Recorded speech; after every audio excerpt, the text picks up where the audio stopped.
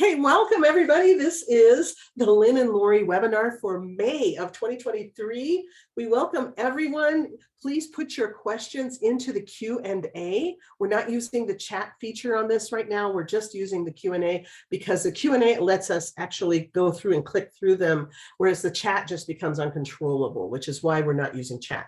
So if you have a question, put it in the Q&A, not in the chat, and we will definitely try to get to everybody's questions as quickly as possible.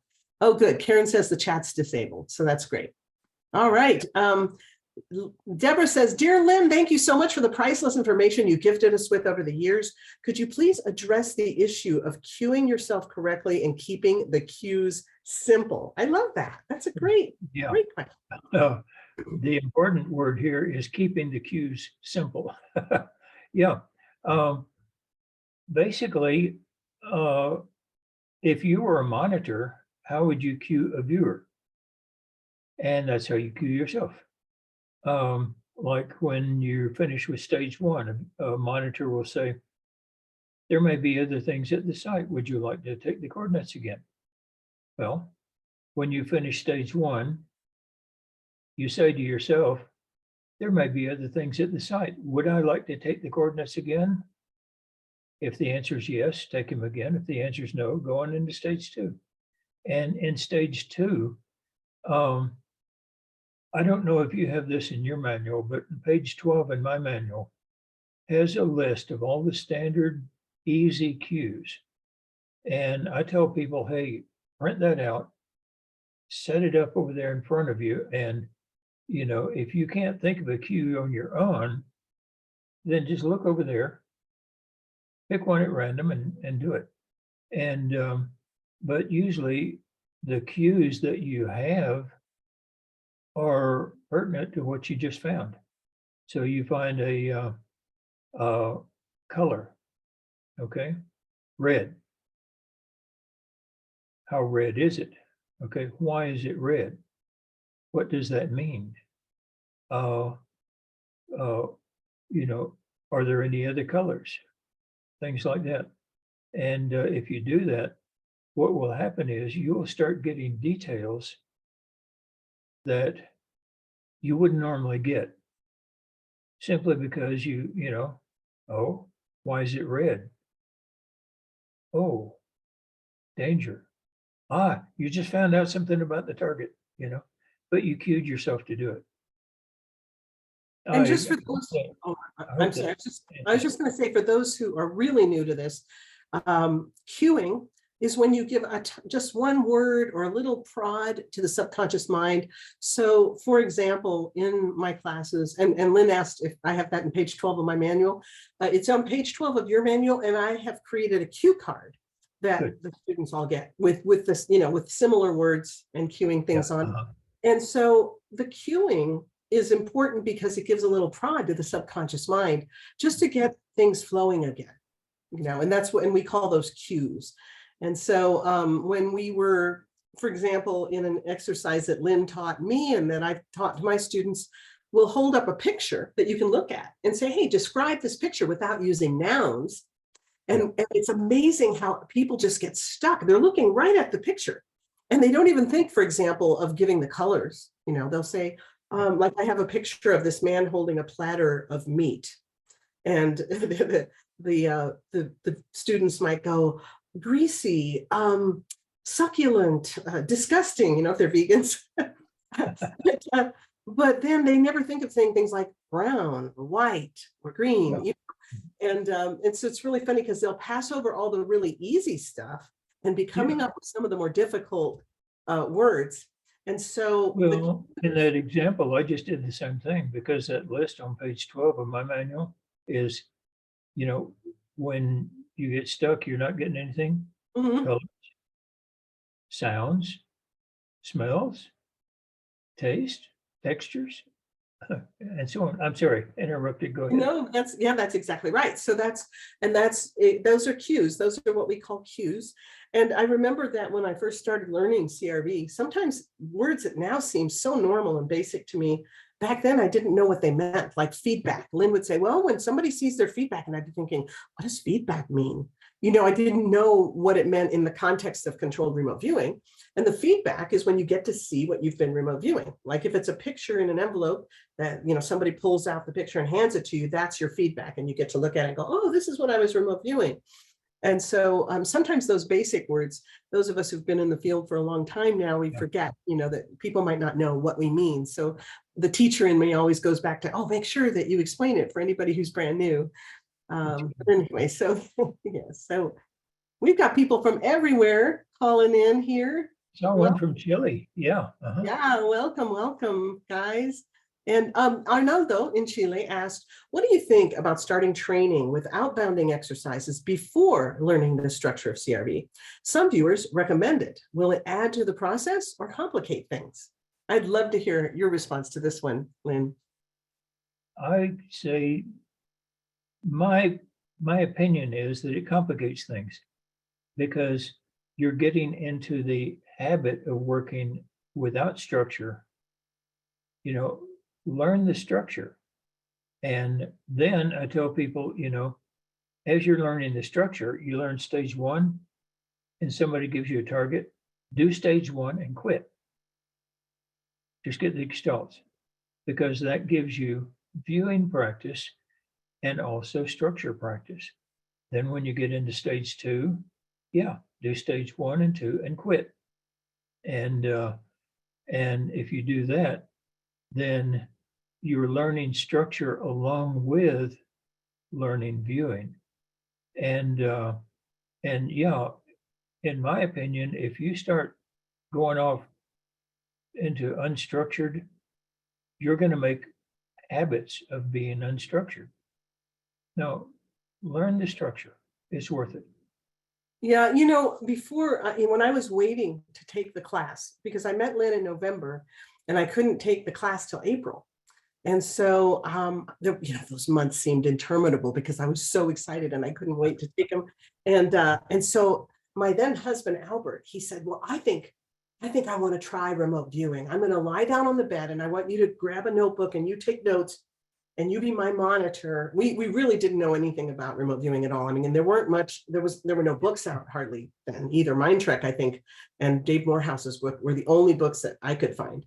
And so he lays down on the bed and he says, okay, I'm going to view where Michael is. Michael is our son. We have a lot of kids.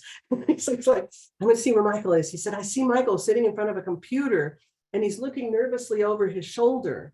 And I think maybe there's a bunch of children in the room that he's irritated with or something. So I'm telling this story because it has a really good point.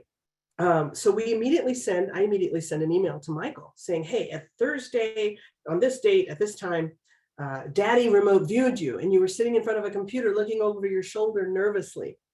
And he writes back like a week later. He says, well, when I first saw your email today, I thought, oh, I don't even own a computer. I have to go to my friend's house to read my email. And then he said, oh, but then I looked at the date and the time and I was actually at Kinko's and we had asked the manager of Kinko's to donate an hour to us so that we could write our newsletter because he was getting ready to go to China as a missionary. And he said, and the hour was up and I kept looking over my shoulder nervously at the manager because I was afraid he was going to kick us out. And so Albert put the children in there, right? He's like, oh, there's children in there. And he's nervously looking at the children. But those were what we call stray cats or AOLs, analytic overlay. The idea that there were children there that he kind of added in, and children, of course, is a noun. But when he was describing, what Michael was doing, he was really highly accurate. So I got pretty excited by his accuracy, and I said, "Hey, I want to do." So, and of course, we didn't know anything about the structure of CRV. So, in a way, Arnaldo, this is kind of like an outbounder thing, but like Lynn said, it had no structure. But I decided I was going to check on our son Dustin, who was stationed at Cape Canaveral. And I laid down on the bed and I said, I see Dustin in a big room with a bunch of guys and they're carrying huge white boxes. So I sent an email to Dustin on this date at this time, I saw you in this big room with a bunch of guys. He writes back and says, Jesus, Mom, I was in a warehouse with a bunch of guys and we were moving washing machines. And they were white. So that really convinced us, that little experiment that we did that had really no structure, it did convince us that CRV or remote viewing was real and that we could expand outside the boundaries of our own limited minds to be able to experience things in other time and places. And so that was a real convincing thing. And it kind of tided us over until we could come and take the class and really learn the structure of CRV. But the way that I look at it, Arnaldo, is the structure of CRV is like learning to drive your car. If you don't take driving lessons, you could crash into a tree, right? The car's just going to go all over the place and you might not have any semblance of control. And so the structure of CRV is really what guides it and makes it a targeted thing instead of just willy-nilly, all over the place. Anyway, so that's the answer to that one. Here's a question from Benjamin. Do you think it's good to break down the cues by different sensory modalities during the phase? Yeah, I mean, yeah, that's what we do. That's what we do. Yeah, the cue cards. Yeah. Textures, smells. Yeah, yeah, absolutely. Yeah, we break them into sensory things that have to do with your five senses, like smells, taste, textures, sounds, and things like that, and colors, brilliance. And then we have also dimensional things, sizes, shapes, patterns, positions, measures. And then we start branching off into conceptual things like educational, touristy, fun, religious, non-tangible things that we call concepts. So these are all, they can all be cues. And then if you're working, let's say you were working for the police and you were supposed to describe what a criminal looked like.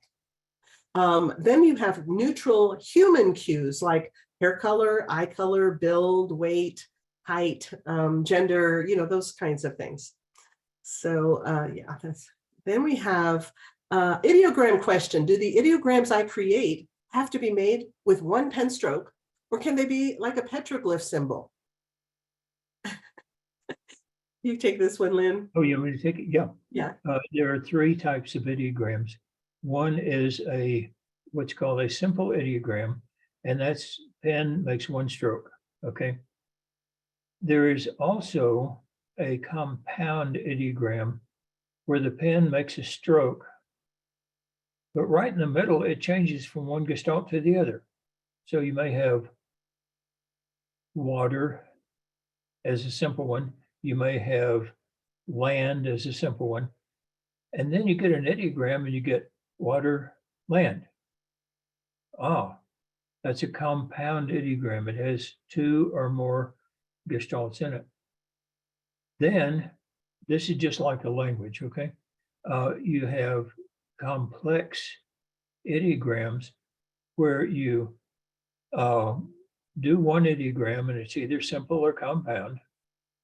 You will pick up your pen off the paper and make another ideogram, make another ideogram, make another ideogram. All those in CRV are considered to be one ideogram that's very complex. And so there are times, yeah, when your pen's going to come off the paper and then go back down. Don't worry about it. Okay. Lynn, do you remember when you told me about your ideogram that you have that is something that leads from one place to another and it's two lines, like almost like a railroad or a road? Yeah, and you said you have to lift your pen up to make the second line. And this was years and years ago, guys. Lynn, your memory is amazing, but I have a ton of emails from gazillions of years ago, like 1996, 97, 98, where Lynn was answering CRV questions way back when, back in the olden days when we had to walk uphill both ways, and and we made all of our targets by hand by gluing pictures from National Geographic onto paper. Anyway, and so I love looking at those old answers. I still look at those now because even though, I've been teaching this for so many years, those things are like gold to me, those old answers. And the questions were so good. There were so many great questions back then. So speaking about ideograms, I was, thinking about Tom McNear recently and what he was teaching, how Ingo taught him how to do ideograms. But he was saying that, after doing tons of sessions, he found that, a lot of his ideograms were repeating, like a straight line for land and a wavy line for water and an edge line for man-made. And the thing that I love about it, though, is the feeling component. And that's where people really, I'm sure your students tell you too, Lynn, that they get confused about the feeling component. Absolutely, yeah. The feeling component, I think, is probably the most nebulous part of the whole ideogram thing. If you think of it like alphabets, you know, like the letter C has a sound and a shape. You don't think of it that way when you look at the letter C. And when you see the word cat, you don't think of it like, you know, you don't break it out. That's how ideograms become, because they have both a feeling component and a shape, you know, the shape that the ideogram takes on your page. And a lot of times you might have an ideogram that you use all the time, like let's say it's a right angle for man-made, but you discover one day when you do it that it felt like liquidy as you were making it. It had kind of a flow to it, and it felt different from your usual man-made ideogram when you make it, which maybe normally feels hard or slick. And so you go, huh, that's weird. I wonder why this feels different. And then maybe the target, let's say, is a waterfall of water coming this way and going down. Then that ideogram, in a sense, was kind of more like a pictogram, you could say, because it's the water in the picture was actually going this way and down. But at the same time, it is an ideogram because it's your ideogram for something going like this, which normally is man-made, but in this case, it wasn't man-made. It was, let's say, water flowing over natural. And sometimes you actually get that when you go to write your B and you take your wild ass guesses. What is this that I'm picking up here? It doesn't feel like my usual thing for man-made. It looks like my thing for man-made, but it feels kind of like my thing for water. Well, then you could just take your wild ass guess. You could hedge your bets. You could put down the man-made and the water. If you felt like there was some element of natural, you could list that too, because the great thing about CRV is that it's self-correcting. And when you get into phase 2 and you move to each one of those gestalts, that's when you really pick the walnut meat out of the walnut. Yeah. You know, that's when you're really diving in there and getting the goodies out of it. For stage 1, Dave Morehouse, you do the ideogram. You have A, the motion of the pen, B, how the paper felt as you went over it, C, wild ass guess. Okay. Ingo didn't do that.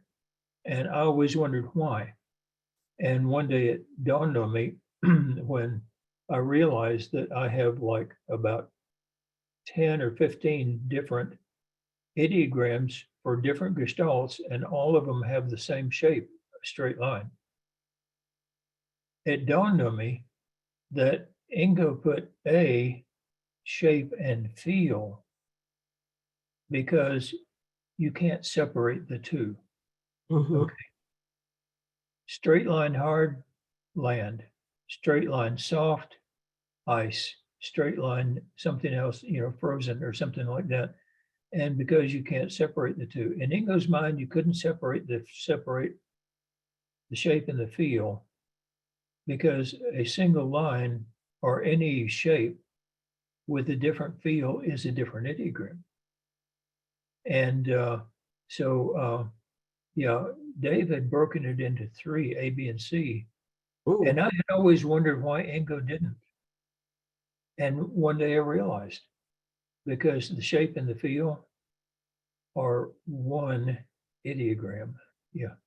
That's right. They're one thing. And so Ingo just called it the motion feeling. Right. You know, and he would say, hey, this is the motion feeling, and it's one thing. And so when Tom was explaining what Ingo taught him, he really emphasized that, you know, it's one thing. And so I found that my students are kind of in 2 groups. And actually my marriage is in 2 groups, in the sense that my husband, who's a retired forensic scientist, he loves the kind of formulaic way of doing an ideogram and then touching it and saying, okay, how did that feel? How does that feel when I touch it? And to him, that's motion plus feeling equals gestalt. And when I have a student who's really struggling with that idea, some of them do, and I find the ones who are more right-brained really struggle with the formulaic thing, then I say, well, this is how Tom learned it. And you can just feel how it feels as you're making it. Then how does it feel to you? And they'll go, oh, well, it felt kind of liquidy. I think it's water, you know, or something. And that way, then they come up it becomes a little easier for them. So I found that helped me when I learned that. That's how I finally got over my problem with water, because I always had a hard time in phase 1 discerning when there was water at the target. But when I started doing it that way, I could feel the water as the ideogram was happening. And I was like, oh, okay, the motion feeling of this is watery. So then I could get the water. And but I find that when I'm doing a complex target where there's a lot of gestalts and it's going to be a real operational thing with pages and pages of information, I still go back to the way you taught me, Lynn, because that way seems more suited for when you've got more complex things going on. And you've got a lot of ideograms in a line and that kind of thing. You can feel the line to tell where one ideogram begins and another one ends because they feel different. And so that's what I always tell people. Don't dissect your line, your ideogram line, by the way it looks. Dissect it by how it feels when you run your finger across it. Right, exactly. So that's really great. So then, let's see, Tim Kelly says, regarding feedback, what if you're shown 2 pictures after your session to choose from that most closely matches your CRV results? I often get CRV results that are either nearly an exact description of the incorrect picture, or I get CRV results that are a blend of the 2 images. Oh, that's a great question. Lynn, I've been talking for 10 minutes. You go. Okay, one, if your monitor or somebody else shows you 2 pictures for feedback, when they've only tasked you with 1 target, then get rid of that monitor. Okay, they're messing up your session. One of the things that we found early on is that when you're a beginning viewer, especially, you don't view the target, you view your feedback. Therefore, if somebody messes up your feedback, it's going to mess up your session. And ARVers have a lot of trouble with this. They have to pick 2 targets. Which team's going to win, A or B? Okay. And then the monitor is supposed to show you the picture that is associated with the winning team, and you never see the other one. That way, you only have 1 target to view. And many of the ARV monitors will say, oh, and what you got? It also, look at this other target. You also got some, and that ruins the session. No, when you get feedback from a remote viewing target, you get feedback on the target. One of the things we learned early on, I learned it the hard way myself. They gave me a target, a practice target of a hardware store. And so it was a beacon target. And so after I did the target, well, I had gotten all these racks and odd looking pieces of machinery on the racks that smelled like donuts and cinnamon rolls. And I could not figure out what it was. It would be racks with metallic, odd shaped things that smell like donuts and cinnamon rolls. And so we went out to the hardware store. I looked and scored my session, took my session with me, scored the things right and wrong.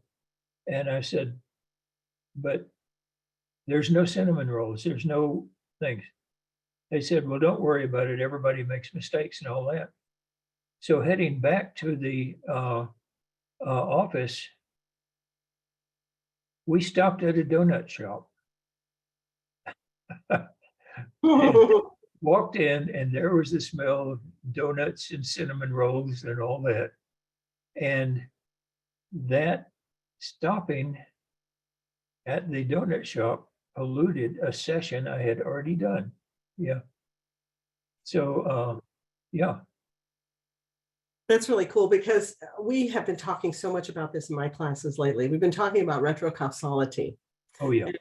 For example, I got an email from one of my students, and she said she had done this session, and she thought when she looked at the feedback, she was sure she had totally missed everything. And then later, like a few weeks later, she got feedback showing the history of this thing that she had viewed.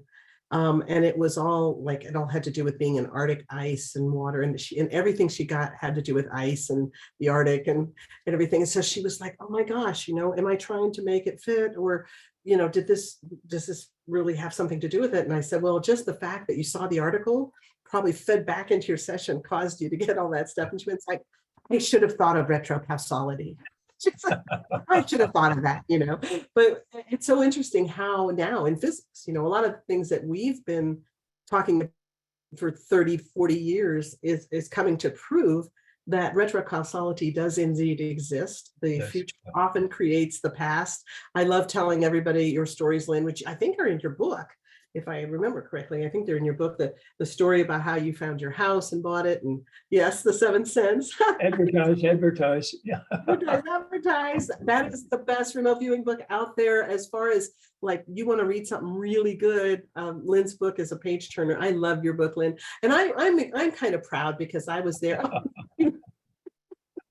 Good. Because I was for you too. Yeah. For years before he wrote the book, while he was still struggling to write it. And he would say, I'm working on my book. And then I was just taking note of all the stories he would tell in his classes. I loved the stories. They were my favorite part. And I fill my classes with stories as well. Because and often when I take a survey and say, hey, what was the best part of the class for you? Often the students say the stories really cemented it for me, or the stories really illustrated what you were trying to say. Because when you think about what we're doing, Lynn, do you remember telling me, you said something like, I've been doing this for 30, 40 years. And every time I sit down to do a session, I think, what am I doing? This is impossible. Yeah. Yeah.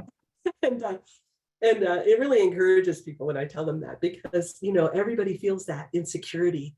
And I was saying, it makes sense that you would feel insecurity when you're going to a remote viewing target, because it's like, we are so used to feeling like, I know where the ceiling is, I know where the walls are, I know where my feet are, they're on the ground.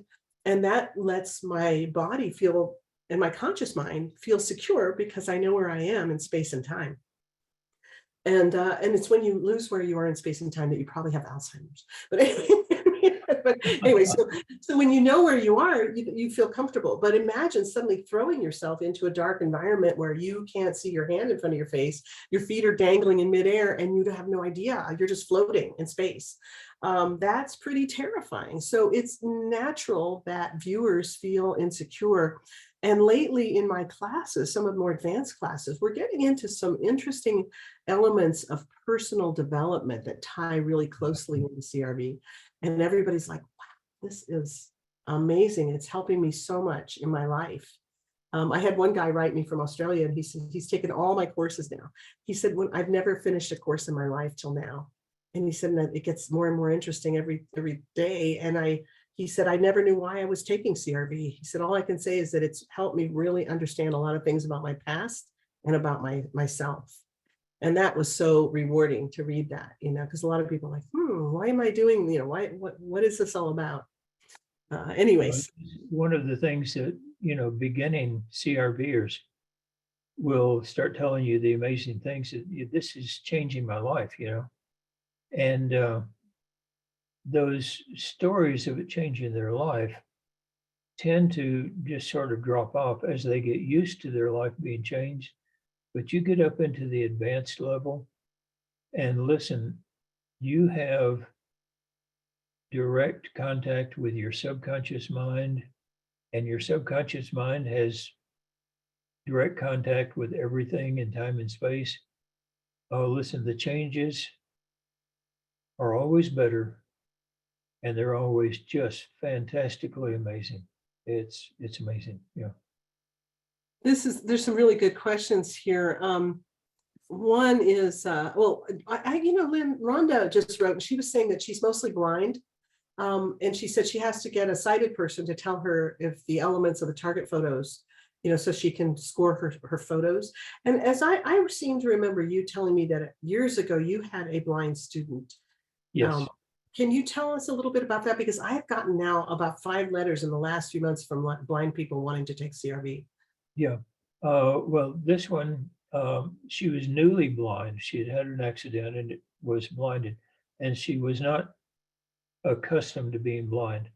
And one of the problems was we could talk her through it, but she had a hard time staying on the paper, you know, right off onto the side of the desk and everything else, which wasn't bad because this was still training for her to get accustomed to being blind. The problem with that student was she had lost her husband and all this. And so basically the reason she was taking CRV was because she had me to take her shopping, take her around town, take her to the doctor's offices and all that. And I wanted to be a chauffeur. And so I just couldn't do that and keep up, you know. And so, but it works, and she was good. And she actually seemed to have an easier time viewing, really.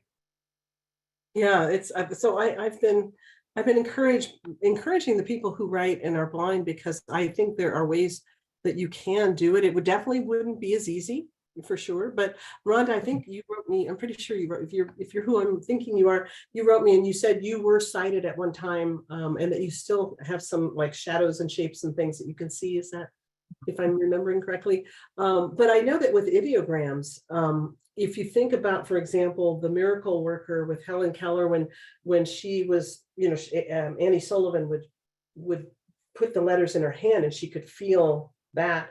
I think ideograms could also work that way, because you could do an ideogram in the palm of your hand and get really accustomed to the way certain ones feel and that kind of a thing. So to me, it seems like ideograms are the foundation of CRV, really. And so if you were blind and you could do the ideograms in your hand, you would probably need a sighted person to kind of help through the session. Right.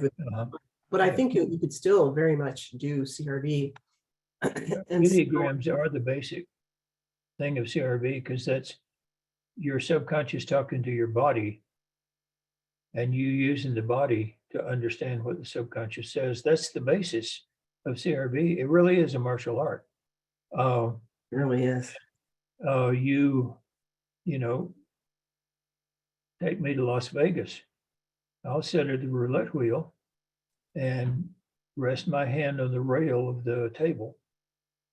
And my finger does a little ideogram, and I know that red, black, or green.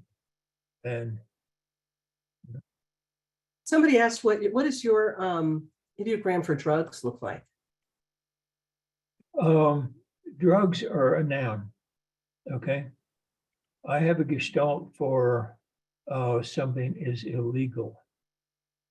And when I was working down in Florida with the drug interdiction people, we would go up to these container ship containers, you know, and I would touch them, use that as my ideogram, and then I'd do a ideogram on the paper or on my hand, and I would say, is there something illegal here?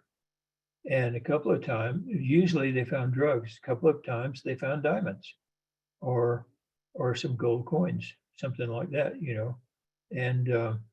And so illegal is a gestalt. Drugs is a noun. And ideograms are not used for nouns. They're used for gestalts. Yes, and gestalts. I have something I wanted to share. I shared this recently with my advanced group, and they loved it. They absolutely, you know, Lynn, how many times you've told me I've just shared this thing, and everybody went kind of wild. They thought it was really amazing. And you knew it was just like this normal thing. So I shared this thing that to me was so normal, and everybody just kind of flipped over it. And I'm making it into a little class that we're going to be giving out to all of our Club PRV folks. But one of the things, somebody asked about the link between the body and our, you know, subconscious minds. Yeah. And someone had written me a letter and said, I'm trying to remote view myself 10 years from now. And I was responding, oh, that's not a real good idea. You know, it's just not, I personally don't think it's a good idea to view yourself way in the future, mainly because especially if you're doing it for yourself, I think all of us have our own fears about, oh no, what if I see myself die, or what if I'm making this up, or, whatever. But I said, but what I do, I don't always look like I want to see what I'm doing 10 years from now. But a lot of times I physically reach out into space and I'll feel for something specific. So I'll be like, I've got 3 classes up the East Coast this year. I'm going to feel each one. And I did this. It was in 2011. I literally reached out my hand and I felt each class. One was going to be in Pennsylvania, one was in Ohio, one was somewhere else, and someone was in Massachusetts.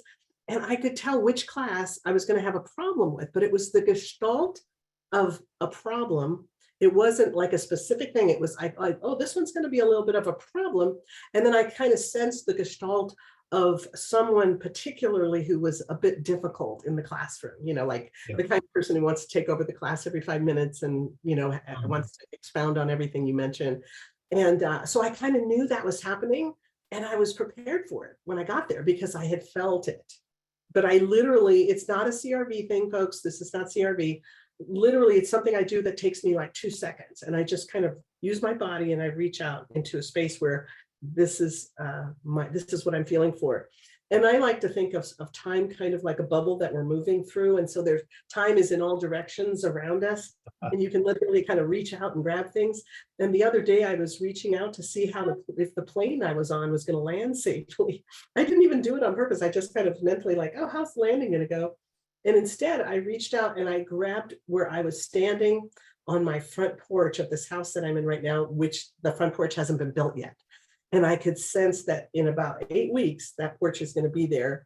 And but it was so cool because it was almost a 3D thing where I sensed that I was there. So this all sounds a little woo-woo, I know, but this is just something I do all the time without thinking about it. And I have a track record of accuracy. That's the key right there, folks. Lynn, talk about track records. Okay, track records. One of the first things we learned in psychology class was we tend to forget unpleasant things. You tend to forget your bad sessions, and you remember your good ones. Oh yeah, but the thing is, you're going to have good ones and bad ones, and if you keep track of your sessions, your scores, on good days, bad days, or whatever, and you keep track of what was going on that day, what the weather was that day, anything like that, you'll start to see patterns form. And even beyond that, our database goes into the individual sensory perceptions. How good are you at textures? How good are you at colors? How good are you at sounds and smells and taste and all that? And over a period of time, if you keep these records, it's going to tell you what you're good at, what you're not good at. That can be used to go to your trainer and say, hey, I'm not good at this. Can you give me more exercises and teach me more about this? I'm not worried about the other because I'm already good at it. And when you go operational, you can tell the project manager, hey, don't give me a target like this because I'll just give you garbage. When you have a question, when your customer has a question about this, that's when you ask me because you're going to get gold. And it helps everybody. The database is also research material. Right now, the University of Georgia and the University of Rice in Houston are collecting all of this data and documentation and all that on controlled remote viewing and Ingo Swann and his work, because the simple practice targets we did out of, National Geographic magazines, that is now scientific data that they're doing research on and learning things about the human mind. So keeping data helps you. It helps the people you work with. It provides research because, even as far as we are into this, if you're practicing CRV now, you're still a pioneer. And as one of the pioneers, somebody is going to be interested in everything you do. And if you don't have a record of it, it's gone.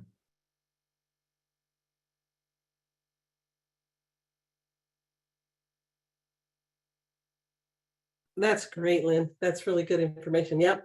That's one reason I love CRV though, because it's an interview and report methodology and you have a written record when you're done. I always tell people, just think of your subconscious mind kind of, or your conscious mind and your subconscious and the relationship between them, kind of like a journalist, the who, what, when, where, why, and how of a target, just sharing all that information. Anyway, Rhonda, thanks for all your comments. That was super wonderful. I'm going to go ahead and mark those as answered now. And then Liz Cross asked, I have a question about time movements. And then she says here, my question to do with time made via RI. Are you talking about remote influencing, Liz? I move forwards and backwards in time to gather info. I just want to get Lynn's opinion on this, please. Okay. If I view myself in the future, let's say tomorrow afternoon, and I find that as things are right now, and my plans for tomorrow and all that, I find myself laying on a slab in the morgue. Okay. I'm staying home tomorrow. You can view the future. And I think it's, Lori said she doesn't like viewing yourself in the future. I do, because I want to know what's going on so that if I don't like it, I can change it. Okay. And I do this whenever I buy a computer. Is this going to be a real dog, or is this going to be a good one for me? I do it, I did it when we bought this home. So yeah, the time movements are actually no different from space movements. In CRV structure, there is no difference at all between move 10 feet forward and describe and move 10 minutes forward and describe, move 10 years forward and describe. Structure-wise, it's just a move command. That's all it is. But the thing is that you move to a new place in space and or time, and you start viewing your location there. Yeah. Yeah, I think my problem with moving 10 years into the future, just because you can know something doesn't mean you should know it. And of course, right. Yeah. as you know, we've run into a lot of times where people want to try to view like the worst thing that's going to happen in a certain year or whatever, with the intent of preventing it. And I remember Mel Riley, your friend and my friend Mel, just used to so against that, and he was just like, just because you're a remote viewer doesn't mean you should play God, and That's so right. Yeah. I think there's some things we really aren't meant to know, I mean, I've gotten warned precognitively about something coming many times. And I assume when I get warned, it's because I'm supposed to know that and take action to prevent it. But I don't deliberately go seeking out the worst disasters or, things. No. Yeah, because I feel like we're not the God. I have found too that jumping forward, even if you're viewing yourself, don't view yourself, view your family relations, view things like that. You see a situation and you realize ahead of time, instead of once it's too late, maybe I should do something different. Yeah. Yeah, that's really great. Also, Mart asked, do you ever have a target that you want to revisit time and time again? If so, does revisiting that target cause unforeseen changes like the butterfly effect? I love that question. I just love it. And Lynn, I know what your answer is going to be, so I'm going to shut up and let you answer it. The answer is yes and no. Remote, there's a theory, and I described to it, that you cannot remote view something without in some way affecting it, okay? And so repeated viewings of it. First of all, you wear a path to it. It becomes easier and easier to view that thing. Whether you change it by viewing or not, I don't know. But if you see it's good, go for it. If you see it's bad, then outside of remote viewing, try to change it. But the thing is that give me the particulars of her question again. I got sidetracked here. Yeah, the question was, can you view the same target over and over? Oh, yeah. Again? And Yeah. What And, happened? yeah, and one of the things we found is this 100th monkey theory. If you view a target over and over and over again, many, many times, it also seems to make it easier for other people to view that same target too. This is the collective consciousness.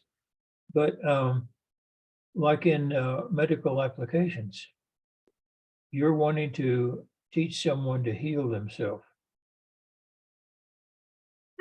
You're going to convince them to heal themselves, and then the next day they're going to slip back into their old habits, and so you do it again and again. There was one person that had been in a wheelchair for 6 years. Her sister asked me to try to heal her, and I said, in CRV, we don't heal people. We get to their subconscious mind and teach them how to heal themselves.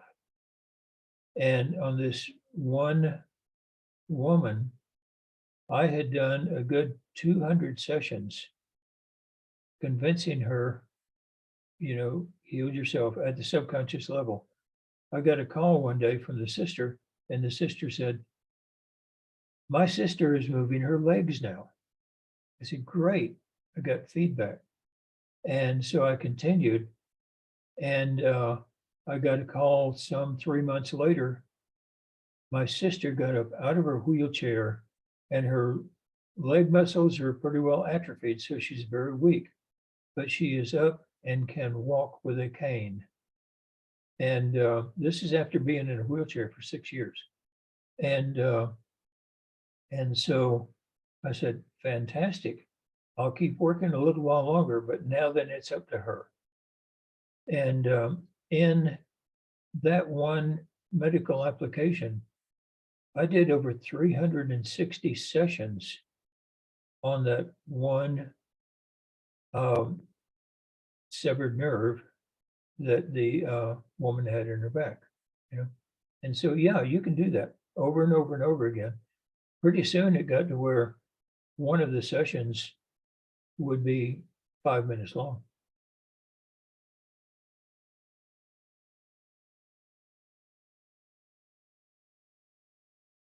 Sorry, I had myself muted. Yes, that's really good. That's one thing that I always teach when I teach med apps, is that the sessions, once you build that memory path to the target, you connect faster and faster and faster. So Mark, just to reiterate what Lynn was saying, we build a memory path to the target, which makes the target easier and easier to access each time we view it. And it not only makes it easier for us to access, it makes it easier for other people to access as well.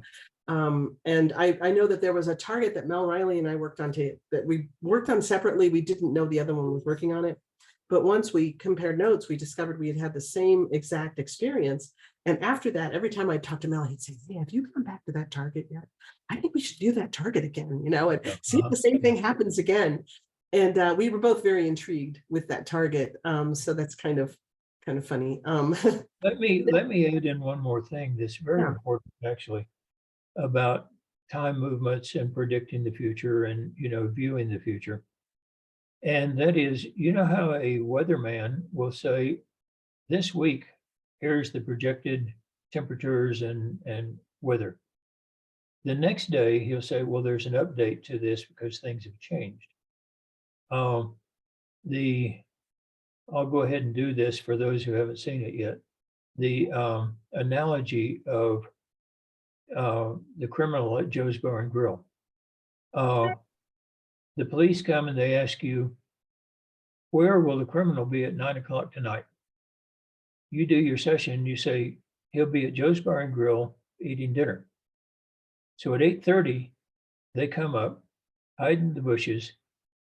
About 8:45, the criminal walks up, they jump out and arrest him, and at 9 o'clock, he's in jail. You were wrong. What if you had predicted at 9 o'clock he'll be in jail? They would not go out to Joe's Bar and Grill, and at 9 o'clock he would be sitting there eating supper. Okay. Anytime a prediction is acted upon, it changes the future. And so anytime you view a future event, it's very likely that you're going to need updates. And there was something earlier, will there be changes? If somebody acts on it, then yes, there's going to be changes and you're going to need the updates. So the future is changeable. The future is not written in stone. And we have another analogy of the pond of time. There are rocks in the pond of time that's not going to change, but everything else is pretty fluid. Okay. And changes. Yeah. Oh, that's great. Thank you, Lynn. So for people who are asking what is CRV, you can go to my website at intuitivespecialist.com with an S at the end of specialist, or you can go to Lynn's website at crviewer.com. And I know the very first time that I looked up controlled remote viewing, a website pops up and it says big letters, what is CRV? And it was Lynn's website. And I always thought, man, that's so great that he had that as like the very first thing. Because it was like exactly what I was asking. And so many people do ask that, what is CRV? That I have the same thing on my website, what is CRV? And that way you can go right there. So I've been answering people who are asking what is CRV. I've been putting that website because, rather than taking an hour here to explain, I mean, we wouldn't need an hour, but still, you can go right there and there's tons of information. Both of us have a ton of free stuff on our websites that you can access as well. Anyway, so thanks to Facebook, remote viewing has become the new age word for psychic, for everything psychic. Controlled remote viewing is not the normal psychic thing. It was developed in the laboratory. It was proven scientifically. It was used in the military and other governmental work, and has proven itself, and it is not the standard psychic thing. And you will find people who say, I'm a crystal ball remote viewer, I'm a palm remote viewer, I'm a tea leaf remote viewer. That is not controlled remote viewing, which is what we used in the military, and usually is nothing at all like it. If the government wanted to destroy the reputation of controlled remote viewing, hey, throw it out to Facebook. The armchair experts will destroy it all to pieces. Yeah. Yeah, that's so funny. Let's see here. We have Freddie. The next question on the list. Freddie, do you guys have any opinion or insight on this? How do we know we're not only capable of remote viewing corresponding data collected over the course of our future, rather than actually moving to a time and place directly? Let's see, I feel like my brain that one bounced right off my brain. I'm not sure I understand it. Do you guys have any opinion or insight? How do we know we're not only capable of remote viewing corresponding data collected over the course of our future, rather than actually moving to a time and place directly? Oh, I know the answer. Your conscious mind works with the subconscious to get information about the future. And that's the process of remote viewing. Okay. The subconscious mind doesn't have any of those logical restrictions about future, past, anything. You tell it, move to the future and tell me what the information is. It will move to the future, but then the responses that it gives you and you writing those responses down, that's the remote viewing of what your subconscious is experiencing while it's at the future. Did that make any sense?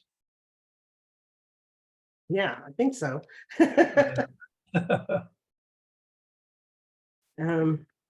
Anyway, I've been trying to answer a few manually, because as soon as you answer them manually, then they go away. Somebody asked you for a private session, Lynn. Are you still doing private sessions? No. I didn't No, think so. I am spending my time trying to get the remote view ranch going for research and training. I'm trying to get the advanced course videos finished for online training. And then I have the online monitors course, the database managers course, the project managers course, the analyst course, the monitors course, and all of these. And each one are going to have like 100 videos. And so I wake up in the morning, sit down here at this desk. I get up in the evening and go to bed, and I don't have time for anything. At 84 years old, I realized that I got to get this stuff done. So no, I don't do those. I don't teach in-person classes anymore or have individual sessions for people and all that. I don't have the time. Or I should say I don't have the time left. Yeah, we're just thrilled to have you, Lynn. And I'm always so amazed every month how generous you are with your time, just to be here with everybody. And I was like, man, sometimes, I'm just like, I'm going to be 66 in June. And I'm like, God, I'm tired. And Lynn's just going like the Energizer Bunny at 84. I'm just like, you amaze me. You're very inspiring. And I wanted to answer Erica. Erica Arana preguntó si vamos a tener CRV en español. And Erica, the answer is sí. Estamos trabajando en eso ahorita. Tenemos un equipo en Latinoamérica que están traduciendo todo y tienen muchas páginas de mi sitio web traducido y estamos esperando lanzar en 2024. Okay, so I was just answering Eric. Erica was asking if we're going to have CRV in Spanish. We're going to be launching, Lord willing, and the Creek Don't Rise. We're going to be launching in 2024. We already have most of the website translated. My book is translated. I'm almost ready to publish, and we just have a lot of stuff in Spanish ready to go. But we want to make sure that we have the free masterclass filmed and ready to go, which I have to do. We also want to be sure that we have the first 2 courses, at least basic and intermediate in Spanish, ready to go before we launch, because it would be so frustrating for people if we launched and then we didn't have those things. They'd be like, well, oh, I'm so excited, but we're, oh no, we don't have it. So that's what we're working on. We're trying to find a time where I can actually travel, because I want to go travel to Latin America to film it. You know why I want to do that? Because I speak Spanish fluently. At the same time, I speak it probably, I don't know, a few times a week. But when you get into teaching CRV, it has really specific terms. And sometimes se me traba la lengua, which means my tongue gets tied up. And I find that if I go to Latin America, where I have to speak Spanish 24/7 for just a few days, wander through the markets, talk to people, that it'll loosen me up and I'll be back into the flow of Spanish again. And that's when I'll record everything in Spanish. That's my plan at this point. That's good. So, anyway, yeah. So I've been sending Spanish-speaking students your way, by the way. So thank you. Thank you. Okay, so Kate was asking, can you remote view back in the past, like 12,000 years ago? Yeah, piece of cake. Anything in time and space, sure. For sure, yes, there's absolutely nothing keeping you do this. Is CRV based from the spiritualism movement religion? Not historically, no. Not at all. Jessica, if you read the history, I have the history on my website, But the history of it really came from when the Russians were getting a lot of our military secrets, and the US didn't know how they were getting them until a man defected with documents showing that Russia had a psychic spying program. So it really didn't come out of the spiritualist movement at all. It came out of the US need to combat the Russian psychic spying. Yeah. When we found out they had psychic spies, everybody laughed. And then they looked at the results and they said, oh, but it works. So we better get it too. And come to find out, the Russians got it at the end of World War II because Hitler had been developing it for his troops. And when the victors divided the spoils, France, England, the US, and Russia all wanted the missile technology and all of that. Russia was the only one that wanted Project Dr. Grunbaum, which was Hitler's project for developing psychic warfare. Mm. So they developed it, and then we found out about it, and we said, hey, we got to have it too. Yeah, and imagine, we really did need it too. We definitely had to have it too. Let's see. Also, for those of you who are telling me that you signed up for the free course and then you got busy and you couldn't take it, if you just write to support@intuitivespecialist.com, they'll make sure you get the course. You know, even if you miss the deadline and all that. We have Mary and Trixie on the other end of support@intuitivespecialist.com, and they can make sure you get links to the free course. So feel free, jump in there to do that. And then let's see. Mitch, we don't have time to talk about brain science now. The anterior singular cortex is not part of what we do this 1 hour webinar about. I'm sorry. And then let's see. Oh, Suzanne's excited about the ranch, Lynn, super excited. And also, Lynn, when doing CRV, is it possible to see beings from the astral plane? I think a lot of people ask that question, so I'm going to go ahead and share it. The answer is yes. Getting feedback,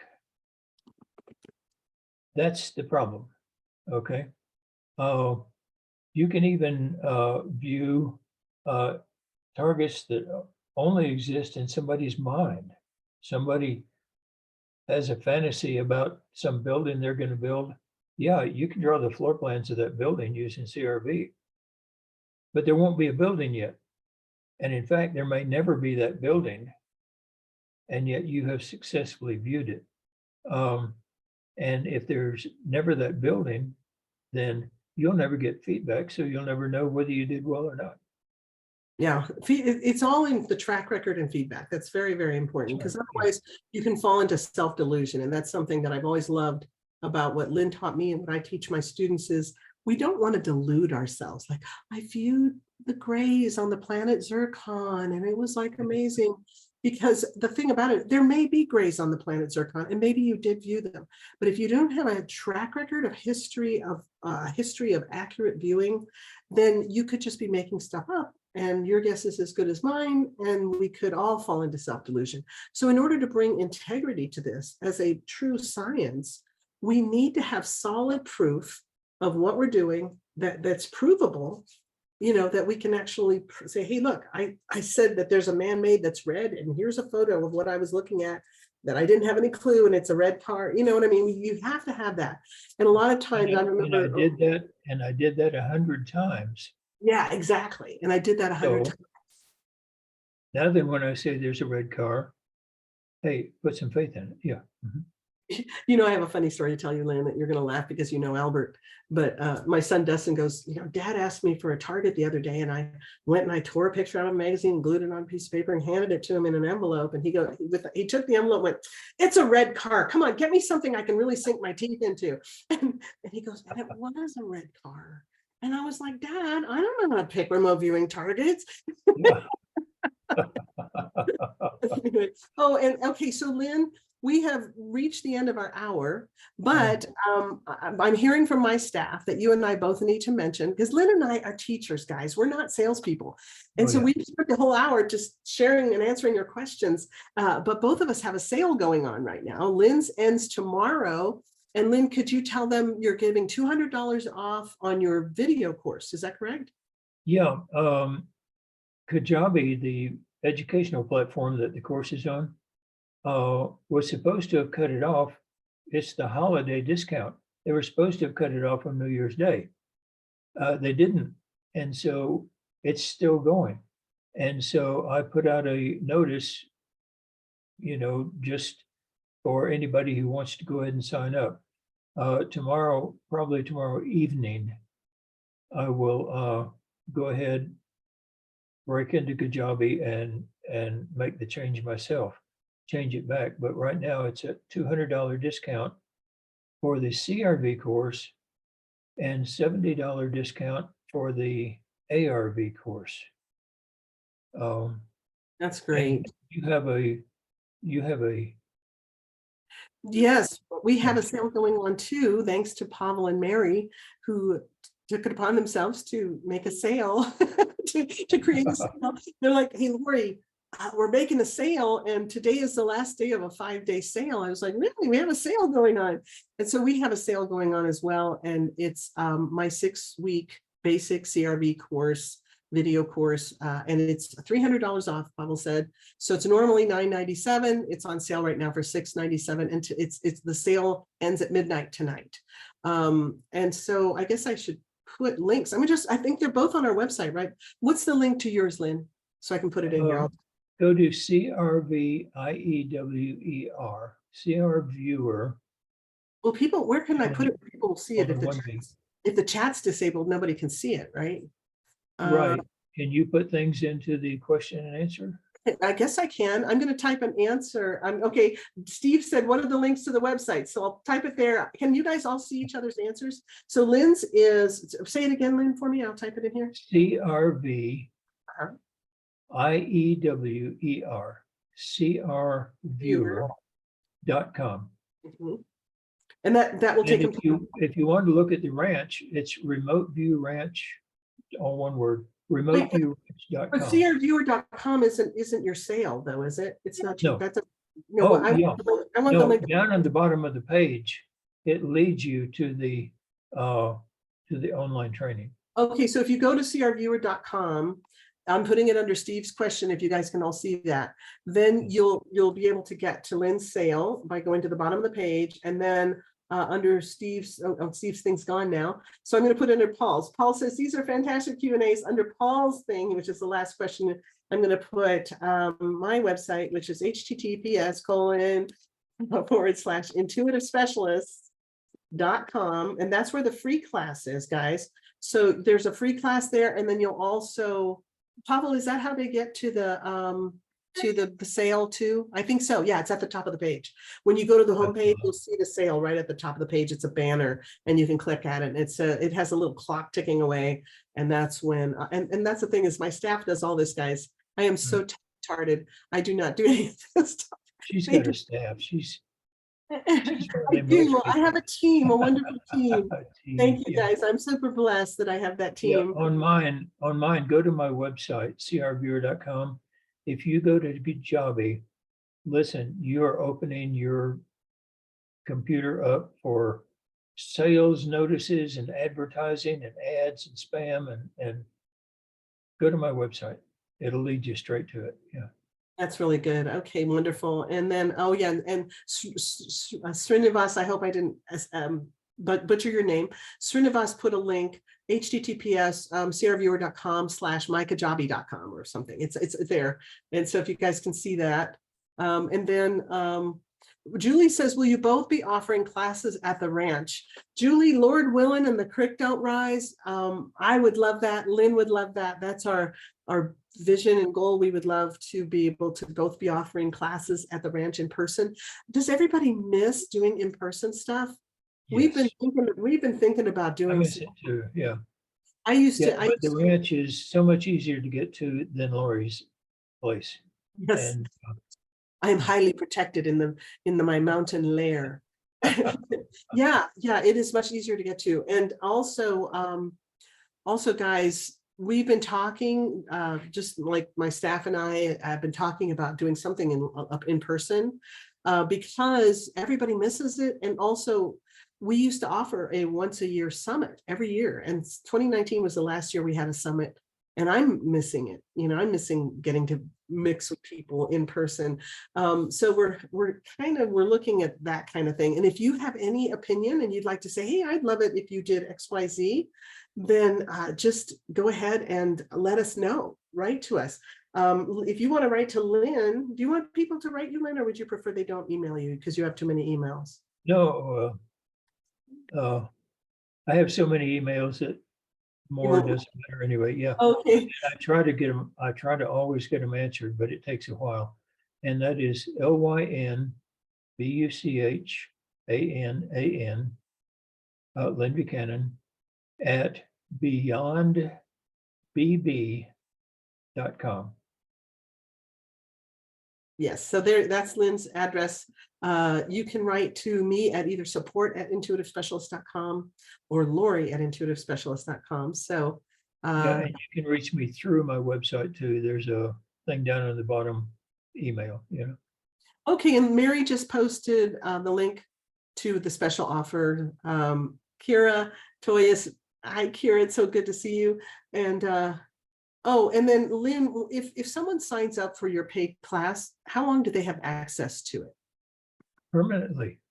That's the same thing with mine. Yeah, forever. Yeah. You get access. Yeah, it's designed in such a way that each lesson is on a single topic, and therefore, years later, you want to refresh yourself on something, call up Kajabi, look for that title, and there will be your refresher, your reference resource. Yeah. That's great. Joanne, I agree. I think that would be great. We have been doing that. Joanna mentioned that she's taking my 6-week course and would love a day to integrate everything. And Joanna, that's why we have Club PRV though, because we do get together several times a month, and I'm right there. It's live. And we're going over, and I'm actually looking at your assignment and going over it with you. So if you haven't joined Club PRV, you get 2 months free at least. So be sure and check that out. And if you have any problems, you can just write to support@intuitivespecialist.com. They'll make sure you get in. And then, do you remember, Lyn, you remember Kyriakos? Oh, yes, you remember Kyriakos? Yeah, yeah, he's here. He changed his name. Ray is here too. I see. Yeah, there's lots of people. Yeah, Kyriakos is here, and Kyriakos is now Kira, and she's beautiful. And she wants to change her name in your database. And let's see. And then okay. Drop me a line. Yes, send Kira, send an email to Lyn, and then okay, and this is great. I'm glad Steen wants to jump into intermediate. And I'm trying to see, I think I'm missing some questions. Here we go. Oh, thank you, Marcella. Thanks, everybody. We really, really appreciate you. Oh, Dave Sell's here. Hi, Dave. Good to see you. Ray McClure. Ray, it's so wonderful. Guys, you have to let us say hello to these people because these are people who've been friends of ours for so many years. Love that. So Ray is over in Ireland, and he is a fantastic viewer. Always has. Yes, he's an amazing viewer. And yes, Jennifer asked about staying in integrity. That's one of the things that I was so drawn to Lyn for. There were lots of teachers out there at the time, but I was drawn to Lyn because of his integrity. Integrity is super important to both Lyn and to me. Integrity in viewing, integrity with our students, and integrity in every way. And does using CRV go against people's rights and freedoms? Not if it's done correctly, no. And of course, one of the things, when I was having babies, people would say, you shouldn't be having babies, you're adding to the population.